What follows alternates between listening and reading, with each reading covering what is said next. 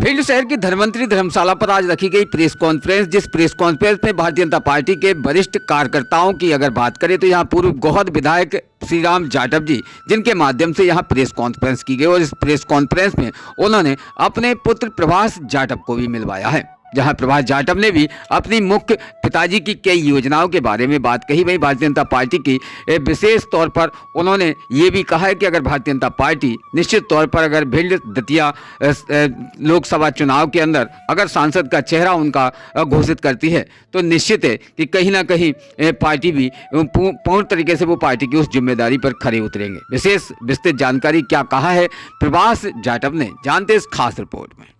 Development करने वाले सूर्य का मकर राशि में जाना और शनि से मिलना मतलब नकारात्मक ऊर्जा को एक पॉजिटिव ऊर्जा में बदलने का। हमारा जन्म स्थान भिंड रहा और हमारे परिवार की राजनीति जब मैं पैदा हुआ तब से ही मैं भारतीय जनता पार्टी का बाल्यकाल से ही सदस्य रहा। सन 1980 में पिताजी तो जनसंघ से जुड़े हुए थे। जब 1980 में वो पहली बार विधायक बने तब भारतीय जनता पार्टी जब जनसंघ से भारतीय जनता पार्टी में बदली थी, तो बचपन से ही एक मन में एक पार्टी के लिए, संघ के लिए, इस राष्ट्र के लिए एक भावनाएं थी, विचार थे। और पिताजी लगातार ही भारतीय जनता पार्टी की सेवा करते रहे और अभी भी कर रहे हैं अपने स्तर पर। एक मन में विचार आता है कि क्यों ना हम भी अपने भिंड जिले के लिए, क्योंकि जो हमने भिंड में पढ़ाई करी, सरस्वती समंदर में हम पढ़े, फिर नंबर 1 स्कूल में हमने अपना हायर एजुकेशन किया। उसके बाद जब मैं पोस्ट ग्रेजुएशन और टेक्निकल एजुकेशन के लिए जब ज़िले से बाहर गया इंदौर में, तो वहाँ पे भी मैंने विद्यार्थी परिषद का काम किया, अपने संघ का काम किया, भारतीय जनता पार्टी का अपने स्तर पर काम करते रहे। लेकिन क्षेत्र में ऐसी व्यवस्थाएं नहीं थी, कोई टेक्निकल ऐसा इंडस्ट्री नहीं था, जिसके कारण अपनी रोजी रोटी के लिए मुझे बाहर रहना पड़ा। आज इंदौर में मैं एक बड़ी कंपनी में हूँ, वहाँ पे डिप्टी डायरेक्टर के पोस्ट पे हूँ। पहले रैनबैक्सी में सीनियर साइंटिस्ट भी था, लेकिन वहाँ रह के भी हमने अपने क्षेत्र के लिए और राष्ट्र के लिए राष्ट्र प्रेमी भावना से काम किया। मेरा उद्देश्य था कि अभी भिंड में हम जब आए, हमने बोला कि मकर संक्रांति का अवसर है, इस पर हमारे सभी कार्यकर्ता, हमारे पार्टी के सभी लोग, जितने वरिष्ठ लोग हैं, सबसे एक बार मुलाकात हो जाएगी और सब लोगों का आशीर्वाद लेने का अवसर मिलेगा। और आप लोगों के माध्यम से, क्योंकि मैं एक बात कहना चाहता हूँ, आज अगर आप देखो जो पिछले 10 सालों में जो मोदी जी की योजना है, मोदी जी 4 जातियों को मानते हैं, एक गरीब, महिला, किसान और तीसरा युवा। युवा मतलब वायु, युवा को उल्टा करोगे तो वायु होता है, वायु का मतलब पवन होता है, पवन मतलब हनुमान। और आज तो 22 जनवरी को भगवान श्री राम जो 500 वर्षों बाद हिंदुओं के लिए एक बहुत बड़ा पावन दिन है, जिस दिन मोदी जी के कार्यकाल में संपन्न हुआ और भारतीय जनता पार्टी की विचारधारा से ही संपन्न हुआ। तो हमें बड़ी खुशी हुई कि चलो एक कुछ कार्यक्रम ऐसा करें कि भगवान राम की राम मूर्ति का जब स्थापना होगी उसके उपलक्ष्य, उससे पहले मकर संक्रांति है, इस अवसर पर हम अपने सब भाई बंधु, अपने कार्यकर्ता बंधुओं से मिलें और उनको शुभकामनाएं दें। और एक अवसर ये मिला मुझे इसमें, तो वह आप लोगों से यही निवेदन है। और मोदी जी युवाओं को आजकल उन्होंने युवाओं के लिए बहुत किया है। आप देखो पिछले 10 साल में मोदी जी के जो कार्यकाल में, लगभग 10 साल होने ही वाले हैं, उस कार्यकाल में उन्होंने इस देश को कहाँ जाके पहुँचा दिया। आज आतंकवाद नहीं दिखता। आप देखो, रोजगार की बात करें तो रोजगार में उन्होंने कई अवसर दिए, स्किल डेवलपमेंट के लिए उन्होंने इतना काम किया। लेकिन कुछ चीज़ें ऐसी हैं जहाँ हमारा अपना क्षेत्र अभी भी उस जगह विकास होना बाकी है। अभी अपने यहाँ टेक्निकल इंडस्ट्रीज़ नहीं है, लोगों को रोज़गार के लिए इंदौर भागना पड़ता है। वो लोग मुंबई में जाके काम कर रहे हैं। अपने अभी अगर जो महालनपुर जैसा इंडस्ट्रियल एरिया था, जो पहले जो जिस तरीके से डेवलप हुआ था, तो हमारे पिताजी विधायक थे उस ज़माने में, लेकिन वो डिग्रेड हुआ। उसमें अपन और कुछ संभावना है जहां बहुत अच्छे तरीके से काम कर सकते हैं, ताकि हमारे आने वाली जो पीढ़ी है और युवा, उसको यही रोज़गार मिले और अपने क्षेत्र के लिए काम करने का मौका मिले। ये हमारे विकास की बात है। और अगर पार्टी नए चेहरे को अगर लाना चाहती है, स्थानीय प्रत्याशी को लाना चाहती है, तो जरूर अगर पार्टी मौका देगी तो जरूर अपन अपनी जन्मभूमि कर्मभूमि के लिए काम करेंगे। टिकट मांगना तो देखो क्या है, पार्टी के अपन कार्यकर्ता हैं, तो टिकट मांगना तो हर किसी का हक है। तो उसी हक में, और पार्टी फिर पार्टी का निर्णय, पार्टी जिसको देगी हम उसके साथ कार्य करेंगे। 2024 में संसद के चुनाव भी होने वाले हैं, निश्चित तौर पर कि नए सांसद की तलाश है, कहीं आपका चेहरा तो नहीं? मैं कैसे कहते हम तो सिर्फ निवेदन और आग्रह कर सकते हैं, बाकी तो निर्णय पार्टी को देना, पार्टी निर्णय करेगी, वैसा हम आप लोगों की सेवा में रहेंगे। भिंड शहर से आप जुड़े भी रहे हैं, भिंड शहर से, जहाँ तक भिंड शहर के अंदर अभी तक प्रोग्रेस के तौर पर क्या मानते हैं, कितना अधूरा लगता है आपको? अगर कंपैरिजन किया जाए, अगर अपन अगले अन्य शहरों से भी, हालांकि अगर पिछले 10 सालों से पहले देखा जाए तो उसमें तो काफ़ी विकास हुआ मोदी जी के आने के बाद, और अभी भी विकास की बहुत संभावना है। फिर भी ट्रैफिक समस्या को देखा जाए और अभी अपने जो सड़कीकरण में थोड़ा काफ़ी इम्प्रूवमेंट पहले पे और भी संभावना है कि उसको बहुत अच्छे तरीके से किया जा सकता है। व्यापार, शिक्षा, सड़क, ये मेन मुख्य सुविधाएं शहरों के अंदर देखी जाती हैं, लेकिन आपके इस शहर में व्यापार और विशेष जो स्वास्थ्य की सुविधाएं हैं ये और शिक्षा की सुविधाएं बिल्कुल शून्य मानी जाती हैं। क्या मानते हैं कितना पिछड़ा होगा ये शहर?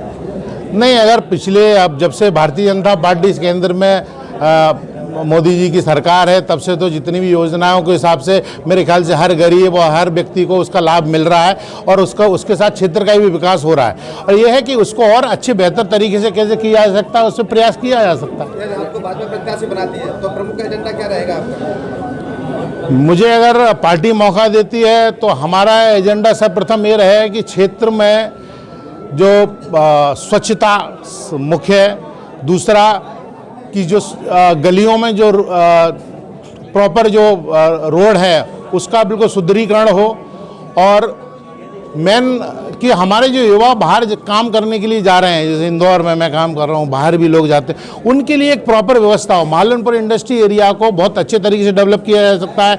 अपनी चंबल की जो रेंज है उसको टूरिज्म का इतना बढ़िया केंद्र, इतने घड़ियाल मेरे ख्याल से वर्ल्ड में कहीं नहीं है, उसको एक टूरिज्म केंद्र बनाया जा सकता है। अपनी कर्मस्थली पर और जन्मस्थली पर काम करने का, तो हम इंदौर से आकर इस क्षेत्र में बसकर अपने लोगों के साथ काम करेंगे।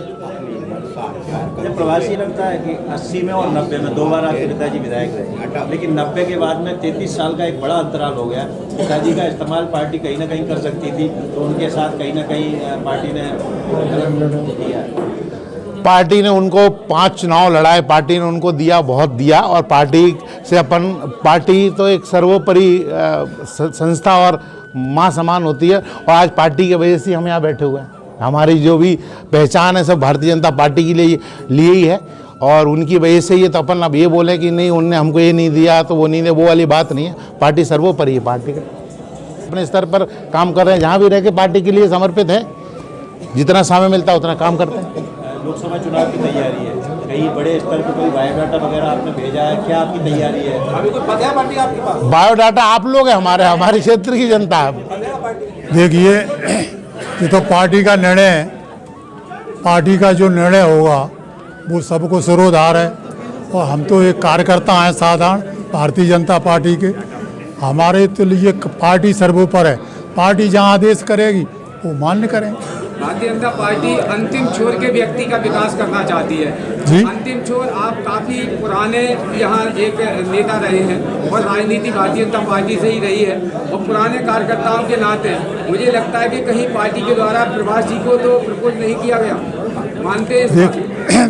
देखिए साहब, पार्टी का एक सिद्धांत रहा है कि आखिरी पंक्ति में खड़ा हुआ व्यक्ति को हम फायदा देना चाहते हैं। तो मैं वो व्यक्ति था, पहली बार जब मैं विधायक बनकर के गया था तो फ्रंट पेज पे स्वदेश में ये निकला था कि स्वदेश का होकर विधायक बना। ये श्री राम जाटव स्वदेश का होकर विधायक बना। पहली मैं आखिरी पंक्ति में था, मेरे पहले पंक्ति में लाने का भारतीय जनता पार्टी ने काम किया। मैं एक साधारण परिवार में जन्मा था, जिस परिवार में शिक्षा का नाम का कोई नामो निशान नहीं था। मुझे 2 बार विधायक बनाया, 80 में, 90 में 5 बार चुनाव मुझे लड़ाया, 2 बार भारतीय जनता पार्टी का जिला अध्यक्ष बनाया। ये पार्टी को मैं सदैव जो है उनका ऋणी हूँ, उस ऋण को मैं कभी उतार नहीं सकता हूँ। पार्टी हमारी माँ है, पार्टी को हम माँ के समान मानते हैं, और पार्टी का जो ऋण है वो हम आज भी स्वीकार करते। इसलिए आखिरी पंक्ति वाले व्यक्ति को जो भारतीय जनता पार्टी ने दिया वो अन्य किसी राजनीतिक दल ने ऐसा किसी को नहीं दिया। वो प्रत्यक्ष श्री राम जाटव सामने उदाहरण खड़ा हुआ है। अगर भिंड जिले की नेताओं की बात करें, राजनीति की बात करें, तो सबसे पुरानी राजनीति आपसे शुरू मानी जाती है। आपके साथ में जो मित्र रहे हैं आपके राजनीति में, कांग्रेस और बीजेपी के, जरा हम उनके भी नाम जानना चाहेंगे। कौन किस किस विधायक के साथ में आपकी मित्रता रही है?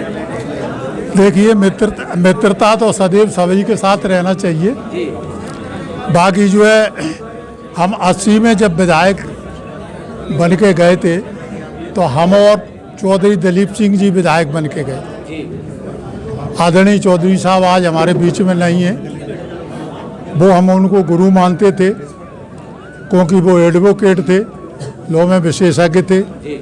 बाकी हमने ध्यान आकर्षण माध्यम से, शून्यकाल के माध्यम से और ज़िले के विकास के लिए काफ़ी हमने जो है उनने और हमने मिलकर के और विधानसभा में प्रत्यक्ष रखा, क्योंकि उस समय हम विपक्ष में थे।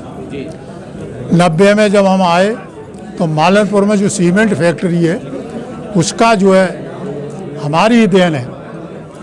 हमने वहाँ सर्वप्रथम जो है ये सुझाव दिया था कि मालनपुर फैक्ट्री में ही सीमेंट फैक्ट्री लगेगी, बल्कि ग्वालियर में नहीं लगेगी।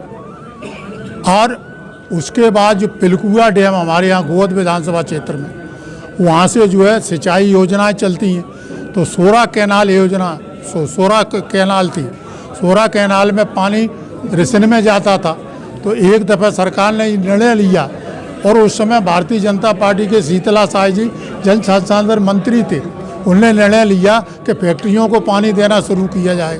मैं ही ऐसा व्यक्ति था, मैंने विरोध किया विधानसभा के अंदर और उनके समक्ष भी विरोध किया कि हजारों एकड़ सिंचाई जो वंचित रह जाती है किसानों की, वो भूखों मर जाएंगे। इसलिए पहले जो रिसन का पानी होता है इनको नहरों को पक्कीकरण किया जाए, उसके बाद 30% पानी मालनपुर फैक्ट्रियों को दिया जाए। तो आज वो जो है, देखिए, वो ही सुझाव आज पर्याप्त है कि आज नहरों पक्कीकरण है, सब जगह पूरा नहरों का रिसन बंद हो गया। तो ये अपन ने अपने माध्यम से, विधानसभा के माध्यम से जो भी बात कही, वो जो है जिले के विकास के लिए बराबर हम आवाज़ उठाते रहे। गोहद क्षेत्र में पानी का बंदा है, गोहद क्षेत्र के अंदर आप विधायक रहे हैं, वहाँ एक पानी का पुराना बंदा भी देखा जाता है। पहले की गोहद की परिकल्पना क्या थी और आज की परिकल्पना क्या? देखिए, शहर में क्या मानते हैं? मैं जब विधायक था उस समय मात्र बेसली डैम से ही पानी दिया जाता था और कोई साधन नहीं था। मगर मैंने वहाँ एक प्रस्ताव, जब विपक्ष में था तो उस समय अर्जुन सिंह मुख्यमंत्री थे, माननीय मुख्यमंत्री थे, उस समय मैंने जो है एक योजना बनाई थी कि खारे पानी है उसका मीठा पानी किया जाए। तो हमारे यहाँ बहुत से इस प्रकार की योजना थी, तो वो जो है कारगर नहीं हो पाई और वहाँ से हमने पाइपलाइन भी डलवाई और पाइपलाइन डाल बीच में फोड़ ही नहीं गई। उसके बाद जो प्रतिनिधि आए उनने प्रयास किया या न किया, ये तो उनका मानने, हमारा तो मामला नहीं। हमने जो अपना कर्तव्य किया वो हमने पूरा जनता के सामने किया। और आज भी काफ़ी विकास हुआ है गोहद का, ऐसा नहीं है। हमारे समय में तो रोडें भी नहीं थी, आज तो 4 लाइन गिरी है गोहद। ये पहले कभी दिखाई नहीं दिए, किसी मौके पर दिखाई नहीं दिए, चुनाव आते ही ये लोग दिखाई देने लगे, ऐसा क्यों? जितो साहब उनसे पूछा जाए। देखो, वो लोग दिखाई नहीं दिए, मैं तो भिंड का ही निवासी हूँ और अभी सारे लोग, अब जितो वो लोग समझे। अब ये था कि सारे मित्रों को एक साथ कम समय में कैसे इकट्ठा किया जाए। तो देखिए साहब, मकर संक्रांति पर्व है और आज विशेष इस पर्व पर क्या कहना चाहिए? मकर संक्रांति की आप सभी को बहुत बहुत बधाई, शुभकामनाएं। 22 जनवरी को जो राम मंदिर का विशेष शिलान्यास होगा, उस विषय पर आप क्या कहना चाहिए? राम मंदिर के लिए पूरा हिंदुत्व, हम पूरे सभी समाज सेवी सभी लोग लगे हुए हैं। 22 तारीख को दीपावली जैसा उत्सव मनाया जाएगा। सभी मंदिरों मठों में दीपक जलाए जाएंगे, सभी घरों पे दीपक जलाए जाएंगे। सभी लोग तैयार हैं और सभी लोग इसकी तैयारी भी कर रहे हैं। विशेष क्या आयोजन होंगे आपके शहर अंचल के? विशेष आयोजन होंगे सभी जगह। बताएं अर्पित जी, आज मकर संक्रांति पर्व है, इस पर्व पर विशेष क्या कहना चाहते हैं? सबसे पहले तो मैं संपूर्ण देशवासियों को इस पावन मकर संक्रांति पर्व की हार्दिक शुभकामनाएं देता हूं।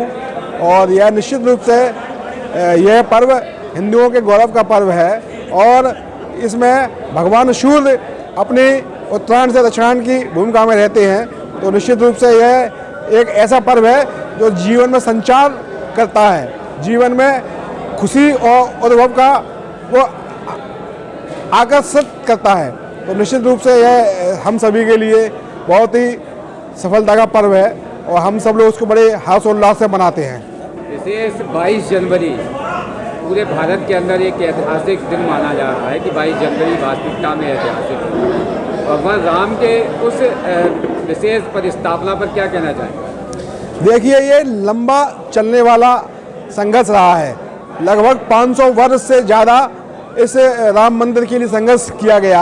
आज 500 वर्ष बाद भगवान श्री राम अपनी जन्मभूमि में विराजमान होने को जा रहे हैं, तो यह बहुत ही गर्व का विषय है और बहुत ही ऐतिहासिक क्षण है।